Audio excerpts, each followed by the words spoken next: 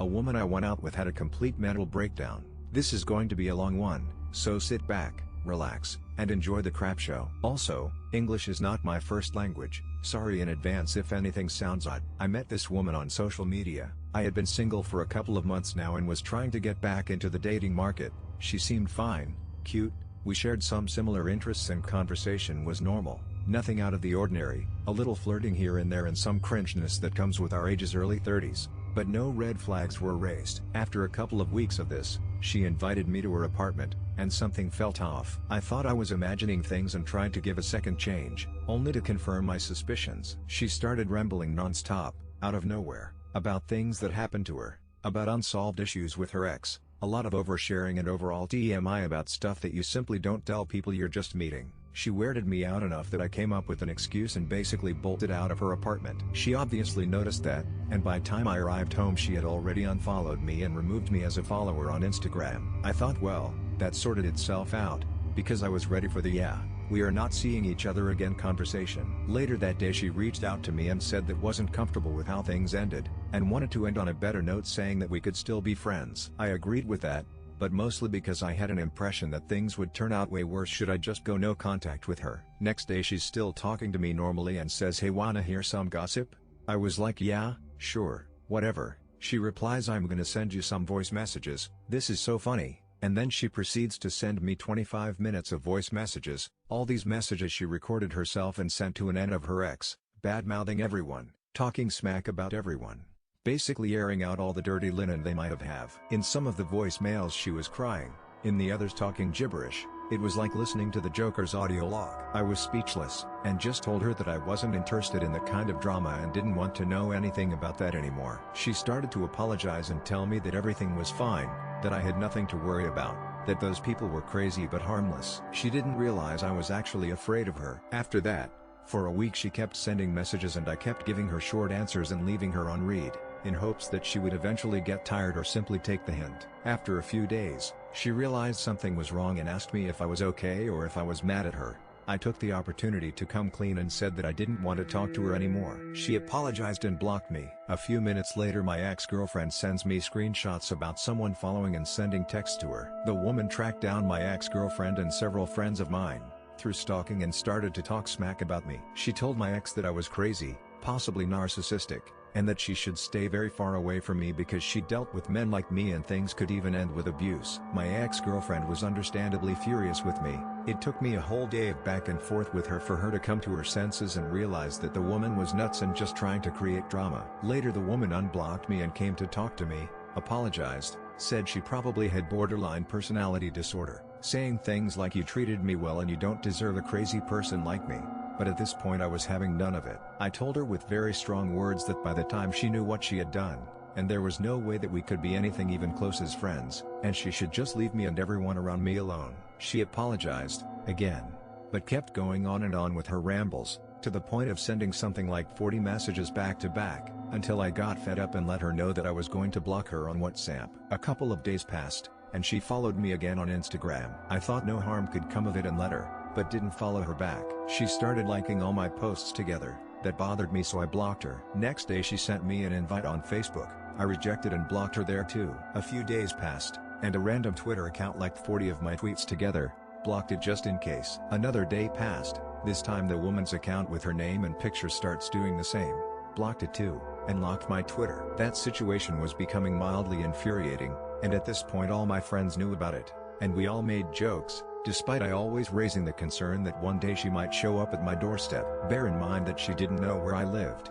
She only knew my name and the town I live in, which is a very small town where everyone knows one another. My town is 25 km from her town, and she doesn't have a car. But despite all of it, it wouldn't be very difficult to track me down should she choose to do so. So, almost 3 weeks after I firstly blocked her on WhatsApp, it was 4:30 p.m. I had just came back from the gym and was picking up some laundry from the clothesline, when I hear a noise and turn around. There she was, standing on my porch. She was wearing a gym fighting outfit, holding a plastic bag with her cell phone and some belongings, and flip-flops on her feet. Keep this information because this will be important later on. I freaked out instantly, started to berate her, asking her what was she doing here, if she was out of her mind, if I hadn't been clear enough that I did not want to see her ever again, and most of all, telling her to get the hell out of my house. Apparently that caught her off guard. She didn't expect that I was going to freak out just by the sight of her. She started claiming that she didn't have any money or phone charge to call a cab. I gave her a 50 bill and told her to get the hell out. If she was able enough to track me down, she sure was able to go back to where she came from. After 15 minutes of arguing, she left, claiming to go to a friend that would take her back home. When she left, the first thing I did was to go to a police station to file a report. I didn't press charges because she hadn't committed any crime, but I filed a report anyway just in case something else happened. Explained all the situation at the station and left everyone on alert. Came back to my house, put my wireless headphones and went on Discord to talk to my friends and tell them that all my fears came true. I was inside my bedroom, folding my laundry, when I turn around, and there she is standing on my bedroom's doorstep. Small town, used to never locking doors. Once again I start to berate her, screaming for her to get out of my house, but then I get the brilliant idea of turning on my webcam and having my friends record everything that was going on inside my bedroom. She blatantly refused to leave, and while laughing started messing with my stuff. I realized that she was just trying to get a reaction out of me, and I bolted out of my house and went screaming in the businesses nearby, telling people what was happening in order to get witnesses. Meanwhile my friends were telling me that she was laying on my bed, trying on my sunglasses, messing with my stuff, just plainly acting deranged. After a while she came out of my house and started chasing after me, ignoring all my pleas for her to stay the hell away and to not touch me, to the point that I had to actually run away from her, in front of all the people that at this time were bystanders. She kept saying that she wanted to talk to me, and telling me she loved me. This went on for maybe close to an hour. I had already called the police about 3 times, but there was a situation in the countryside and there were no cop cars available. Again, small town issues. I was around people, waiting for the police, when out of the blue the woman comes out from my house, look at all the people that gathered to see the drama, ignored everyone, and started walking towards a lake that is located near my house. It's a private property, owned by my cousin. They use it to fish and stuff. She started walking towards the lake, very nonchalantly. I thought she was going to get mauled by my cousin's dogs, but after a little barking they just ignored her. She went near the lake, and jumped in, swam all the way to the middle. The lake is 7 meters deep, and after that went to the shore where she just hung on, doing nothing. One of the men that was watching all of this unfold went after her, talked to her, and helped her out of the lake. Later he told me that she was crying and saying that wanted to die because she loved me so much and I didn't want her anymore. She tried to go back to my house, but this time I had locked all the doors. She asked to go to the bathroom. I vehemently denied, and after this she went away a second time, soaking wet from lake water. By this time, pretty much the whole town, the cops, and my family were aware of what was going on. It was about 8:30 p.m. I was sitting outside of my house, waiting for the cops, door wide open, when I look up, and see her coming back. I bolted the hell out of there with my car keys in hand. She tried to grab me but I escaped, got into my car and managed to turn it on and lock the doors, but unfortunately wasn't quick enough to close the windows, so she basically started to climb into my car through the windows, while laughing all the way saying take me with you hee hee hee. I left my car and started walking away. She exited the car and went back into my house. I came back to my car and drove to the police station. There was no one there, small town SMH, so I raced to another cousin, not the owner of the lake, to go back home with me because there was no way in hell I would be alone with that psycho. When we arrived at my house, she was in my bedroom, sitting in front of my PC. She had logged on my Instagram account, had unblocked herself, and was liking all her posts with my account. We managed to convince her to go outside to talk. My cousin sat her down and had a very strong conversation with her, trying to find a cab or something to take her back, and warning her to never come back again.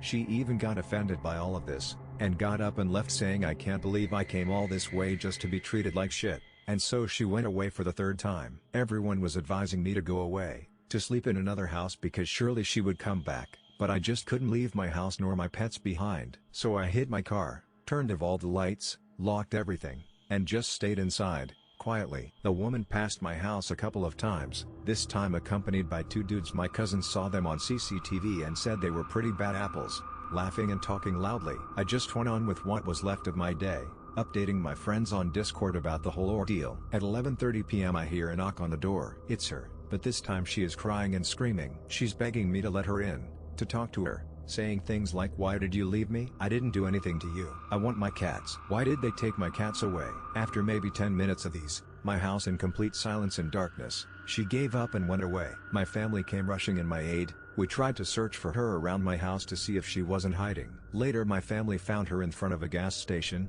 crying, barefoot, and without her bag with her cell phone, a brand new iPhone 14. They took her in and managed to convince me to pay for a cab to take her back home. I wanted the police to settle this, but they were nowhere to be found, and my family just couldn't hold a batshit insane woman rambling nonsense all night long.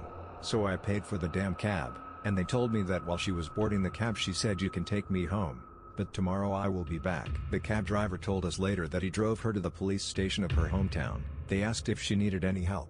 She told them no, and walked away. The next day, it was about 10 a.m., I started to receive warnings that she had been spotted around town, still wearing the same gym outfit, but this time things took a turn for the craziest. I have no idea how she managed to get back, but my plan was the same: to lock myself in, and pretend no one is home. It was around noon, and it was a holiday, so everyone was pretty much busy with their lunches and gatherings. At about 12:30 p.m. she came to my house and tried to get in, but unfortunately this time she noticed I'm home. I yelled with her for a little bit, and she went away without much struggle. She started to go the same path to the lake she took the other day. There is a recreation area near the lake, a very nice place where people have family and company gatherings and lunches. She walked in there, sat at the table, served herself, drank soda straight out of the bottle, asked for more when finished, and most important of all, was blowing everyone's mind with her craziness. After she ate, she got up and went away, came back to my house, hung around for a minute or two outside, and went away. Later I found out that she went a few houses up the street from mine,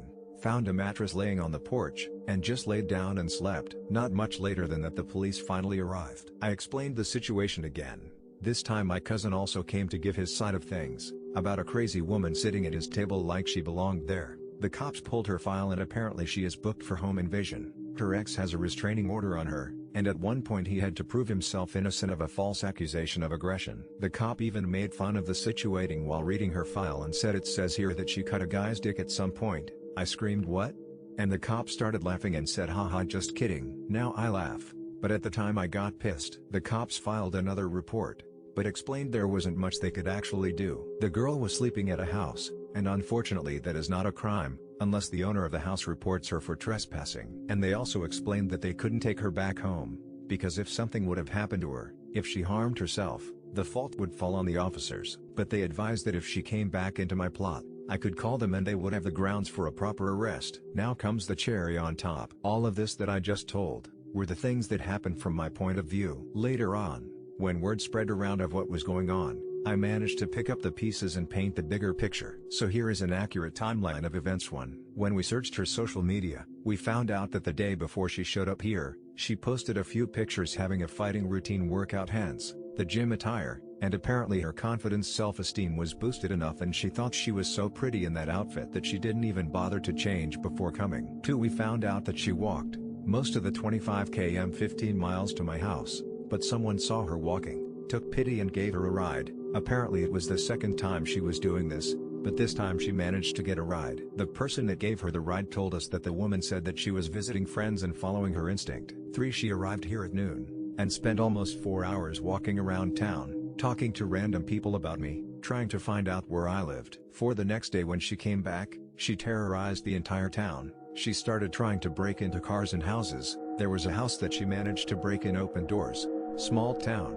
Took a shower, stole panties from the house's owner's daughter, and while half naked picked up the pictures from the walls pointing at them screaming, "I'm your daughter, don't you see? You have to believe me." 5. The owner of the house that she slept on the porch tried to take her to the police station, but there was no one there, so they took her to the hospital. She was there for maybe 10 minutes and then left. She refused to be admitted, and started wandering aimlessly around the hospital's neighborhood, trying to pull the same break into houses and cars routine. 6. This time, the town's health department alongside the police managed to pick her up, and admit her into the psych ward of a hospital in a neighboring city, where she will stay for 30 days. While she was being detained they told me that she kept saying, "Take me to my husband, take me to my husband's house," and when asked who her husband was, she gave my name. In hindsight, despite being one of the scariest experiences of my entire life, I think things went incredibly well for me. At first I was scared shitless that she might make some weird claim against me, harm me, herself, or break my stuff, but fortunately she was never violent, just really weird and creepy. I have tons of evidence, videos, texts, and witnesses, and I intend fully on keeping my charges against her, in order to protect myself, and preventing this from happening ever again. If she had arrived at my place an hour later, she would have had my house unlocked, all for herself for hours. She could have even gone into one of the spare bedrooms, and could have taken a nap, and I would be ever so oblivious about someone being at my place. I could have realized someone was there, I don't know, at 3 a.m. when she would probably crawl into my bed. I don't think I want to date strangers ever again. Mental health professionals, what went down? P.S. I left a few details out, otherwise this would be much longer than it already is. If there's something missing, or should you guys want additional information, feel free to ask. PS2 Even though I have photo and video evidence, I will not be sharing any of it, for it's very easy to identify both of us and where we live. Also, I'm not going to post the police report because it's not in English, and a printed piece of paper isn't the strongest of evidences, so you're free to make your own judgment. But let me tell you, I wished that all of this was just a tall tale.